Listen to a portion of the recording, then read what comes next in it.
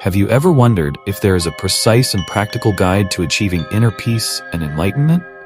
The Buddha's Noble Eightfold Path provides such a guide, offering detailed instructions, go beyond general moral advice. The Eightfold Path is a comprehensive roadmap designed to transform our lives and lead us to true happiness and liberation. Critique of existing resources. Truly understand the Buddha's teachings, let's turn to a story from the Buddhist sutras. This narrative approach helps to convey complex ideas in an engaging and memorable way. The story we will explore involves two characters, Janussonin and Politico, who encounter the Buddha and receive his profound wisdom. Janussonin, a wealthy merchant, and Politico, a learned Brahmin, meet the Buddha while seeking answers to life's deepest question. Janussonin is a successful merchant, accustomed to the material wealth and worldly achievements that come with his profession. However, despite his affluence, he feels a deep void within, a yearning for something beyond the tangible. His encounters with learned individuals, like Politico, further fuel his curiosity about the true nature of existence and the path to ultimate liberation. Politico, on the other hand, is a Brahmin, deeply rooted in the intellectual and spiritual traditions of his time. As a scholar, he has spent years studying various philosophical doctrines, yet he remains unsatisfied. His pursuit of wisdom leads him to the Buddha, hoping to find answers that transcend mere scholarly knowledge and provide a deeper understanding of life and existence. Their journey and the wisdom they gain provide valuable insights for us all. These characters, with their distinct backgrounds and perspectives, offer relatable pathways to understanding the teaching. Janussonin represents the layperson, grappling with the distractions and responsibilities of everyday life, while Politico embodies the seeker of spiritual wisdom, navigating through intellectual pursuits in search of ultimate truth. Imagine being in Janussonin's shoes, an intelligent and successful individual, yet deeply curious about the true nature of existence. Despite his wealth and success, he feels a sense of incompleteness, a yearning for something more profound. This curiosity drives him to seek out the Buddha, much like our own search for meaning and understanding in a complex world. We too often find ourselves questioning the purpose of our lives, looking for answers that go beyond material achievements. Similarly, put yourself in Politico's position, a learned individual, well-versed in various philosophies, yet feeling that something crucial is missing. His relentless quest for truth leads him to the Buddha, hoping to find the wisdom that eludes even the most erudite scholars.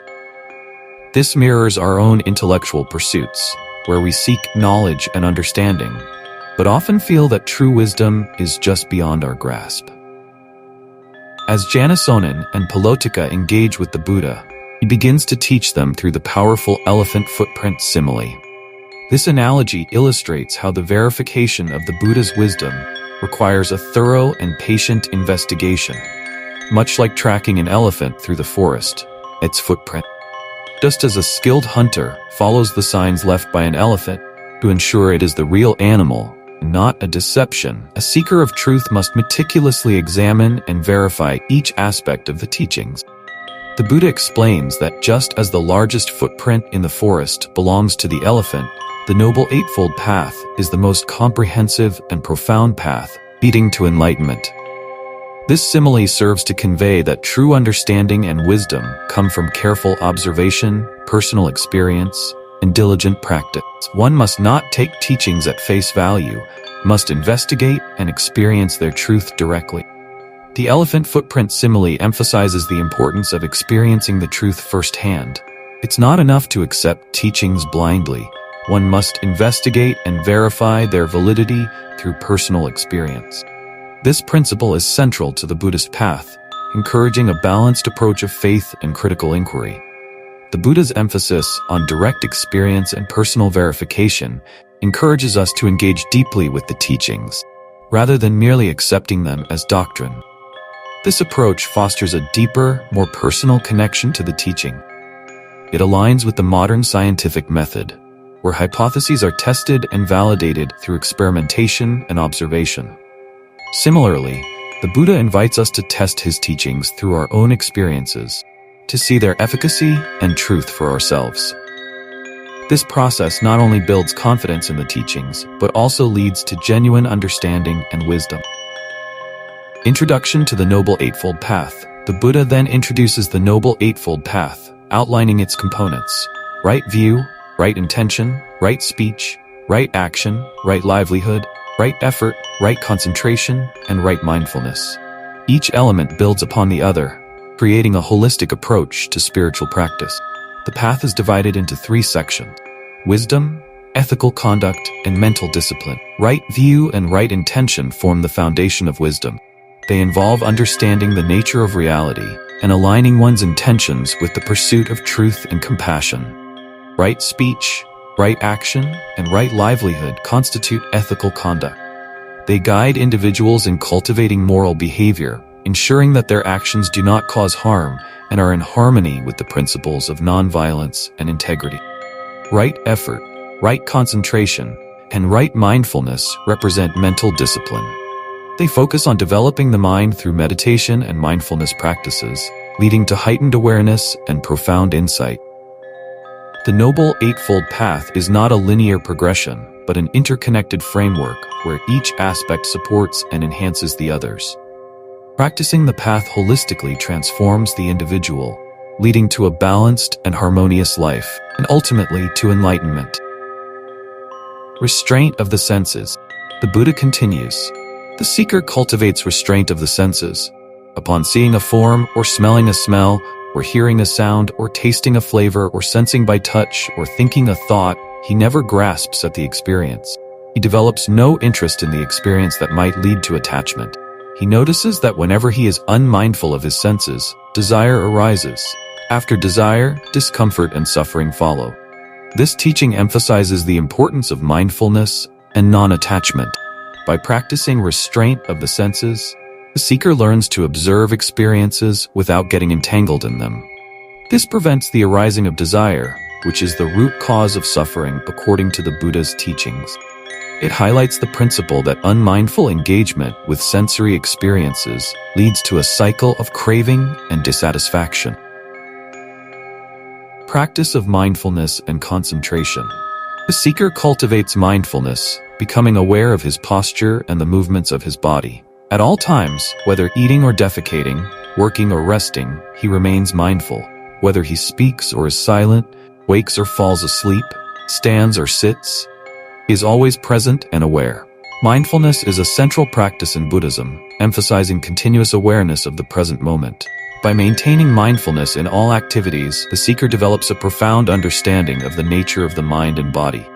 This awareness helps in recognizing the arising of unwholesome states and fostering wholesome ones.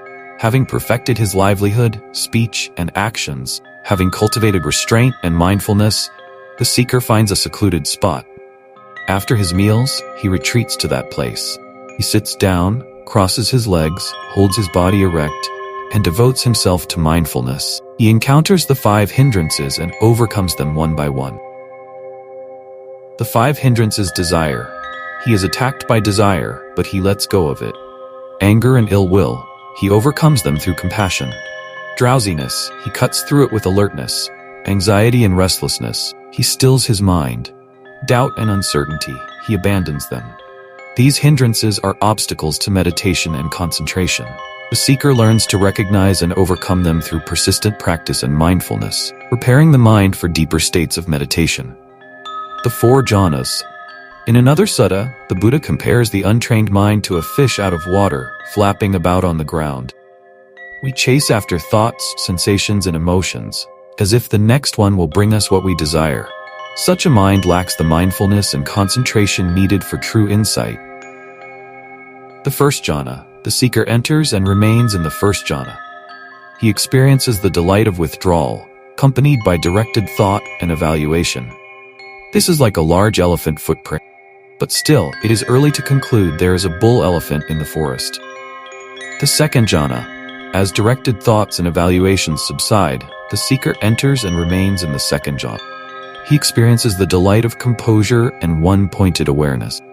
There is no longer directed thought and evaluation. This too is a large footprint, but still no elephant.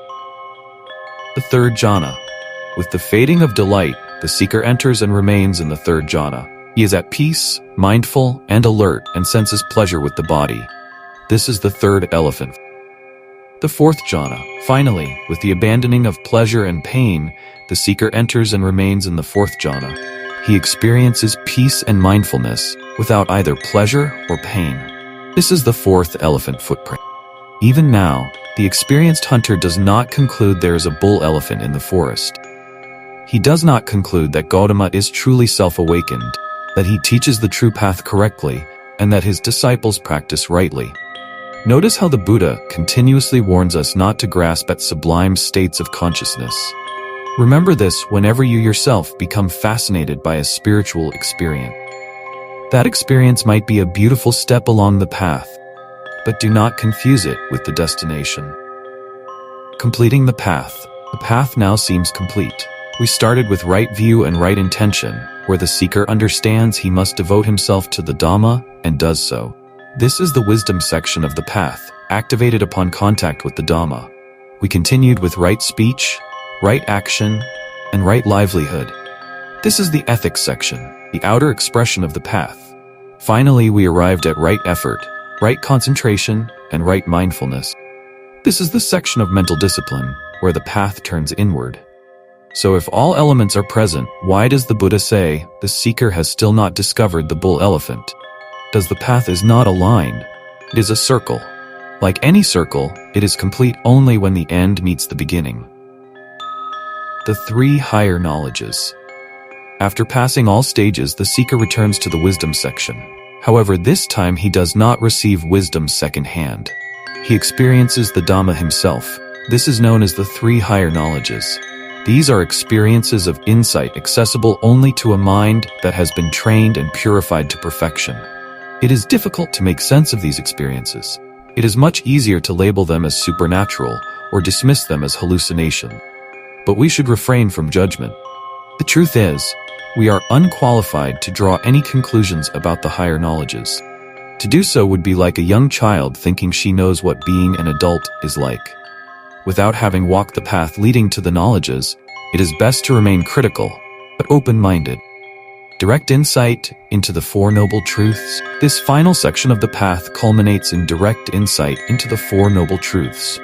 Remember, the last of these truths is the Noble Eightfold Path itself. So the truths contain the path, and the path contains the truths.